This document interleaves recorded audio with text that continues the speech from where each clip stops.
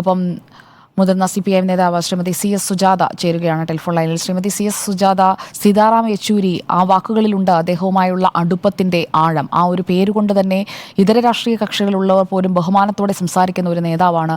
CS സുജാതയ്ക്ക് സഖാവ് സീതാറാം യെച്ചൂരി എങ്ങനെയാണ് ഈ ഘട്ടത്തിൽ ഓർത്തെടുക്കാൻ കഴിയുന്നത്? തീർച്ചയായിട്ടും എനിക്കൊരു CPM-ന്റെ ജനറൽ സെക്രട്ടറി എന്നതിലുപരി ഒരു ജ്യേഷ്ഠ സഹോദരനെ പോലെയായിരുന്നു. കാരണം ഈ ഒരു വേർപാട് അങ്ങോട്ട് സഹിക്കാൻ പറ്റുന്നില്ല. കാരണം CPM-ന്റെ ഏറ്റവും സുമന്നതനായ നേതാവ്, രാജ്യത്തെ മതേതര പ്രസ്ഥാനത്തെ മുന്നോട്ട് നയിക്കുന്നതിൽ മഹത്തായ സംഭാവന കൊടുത്തയാള്, എല്ലാ രാഷ്ട്രീയ പാർട്ടിയിലെ ആളുകളോടും നല്ല വ്യക്തിബന്ധം സൂക്ഷിക്കുന്ന ആള്, കൃത്യമായ ഓരോ കാര്യത്തിനും നിലപാടുണ്ടായിരുന്ന ആള്. ശരിക്കും ഇന്ത്യ മുന്നണിയെ കുറിച്ചൊക്കെ നമ്മൾ പറയുമ്പോൾ അതിലൊക്കെ സീതാറാമിന്റെ സംഭാവന വളരെ വലുതാണ്. കാരണം വിദ്യാർത്ഥി രാഷ്ട്രീയത്തിലൂടെ ഏറ്റവും സമർത്ഥനായ വിദ്യാർത്ഥി, ഏറ്റവും മികച്ച പ്രക്ഷോഭകാരി, ഏറ്റവും മികച്ച പാർലമെന്റേറിയൻ, അങ്ങനത്തെ എല്ലാ വിശേഷണങ്ങളും നമുക്ക് സഖാവ് സീതാറാം യെച്ചൂരിക്ക് കൊടുക്കാം. ഞാൻ ഓർക്കുന്നു, സഖാവ് സീതാറാം യെച്ചൂരി SFIയുടെ ദേശീയ സെക്രട്ടറി പ്രവർത്തിച്ചിരിക്കുന്ന ഘട്ടത്തില് വിജയവാഡ സമ്മേളനത്തിൽ വെച്ചാണ് അദ്ദേഹം ഒഴിയുന്നത്. ആ സമ്മേളനത്തിൽ ഞങ്ങൾ എല്ലാവരും പങ്കെടുക്കുന്ന സമ്മേളനമാണ്.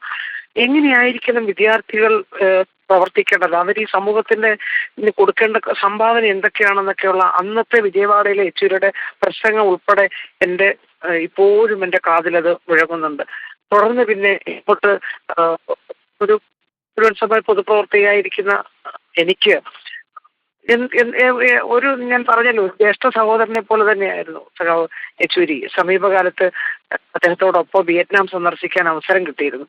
ആ വിയറ്റ്നാമിന്റെ സന്ദർശന വേളയിൽ എല്ലാവരോടും ഒപ്പം ഇരുന്നു. ആ ഡെലിഗേഷന് അവിടുത്തെ പ്രധാനപ്പെട്ട ലീഡേഴ്സിനോടെല്ലാം ഒപ്പം ഇരുന്നുകൊണ്ട് JNU അവർ പഠിക്കുന്ന കാലത്ത് വിയറ്റ്നാം സമരത്തിന് പിന്തുണ കൊടുത്തുകൊണ്ട് നടത്തിയ പ്രവർത്തനങ്ങൾ, ഈ സമരം ജയിച്ച് വിയറ്റ്നാം എംബസിയിലേക്ക് JNUവിലെ സ്റ്റുഡൻസ് എല്ലാം ഇവരുടെ എല്ലാം നേതൃത്വത്തിൽ പോയ ആ സംഭവമെല്ലാം ആവേശപൂർവ്വം വിശദീകരിച്ച യെച്ചൂരി. അതുപോലെ തന്നെ അദ്ദേഹം നേരത്തെ വിയറ്റ്നാം സന്ദർശിച്ചപ്പോൾ കൊച്ചുവിനെ കണ്ടതും ഒക്കെ നമ്മളോട് ഒരു വിദ്യാർത്ഥികളോട് ഒരു അധ്യാപകൻ പറയുന്ന പോലെ, അല്ലെങ്കിൽ നമുക്ക് ലളിതമായ ഭാഷയിൽ, കാരണം അദ്ദേഹത്തിന്റെ പ്രസംഗമൊക്കെ നമ്മൾ ശ്രദ്ധിച്ചിട്ടില്ല, എത്ര ക്ലാരിറ്റിയോടാണ് അദ്ദേഹം പറയുന്നത്. അങ്ങനെ തന്നെയാണല്ലോ അദ്ദേഹം ഓരോ സംഭവവും നമ്മളോട് വിശദീകരിക്കുന്നത്. അങ്ങനെ എല്ലാം കൊണ്ടും ഒരു വലിയ നഷ്ടമാണ് സഖാവ് യെച്ചൂരിയുടെ ഈ വേർപാടിലൂടെ ഉണ്ടായിട്ടുള്ളത്. അത് CPM-ന് മാത്രമല്ല, യെച്ചൂരിയെ ഒരിക്കൽ പരിചയപ്പെട്ടിട്ടുള്ള ഒരാൾക്കും മറക്കാൻ കഴിയില്ല. രാജ്യത്തെ സ്ത്രീകൾ എന്ന നിലയിൽ ശരിക്കും അത് യെച്ചൂരി പറയും, സഹോദരിമാര് അല്ലെങ്കിൽ പുതിയ തലമുറ, പുതിയ ഒരുപാട് കുട്ടികൾ നമ്മുടെ മൂവ്മെന്റിലേക്ക് വരണം.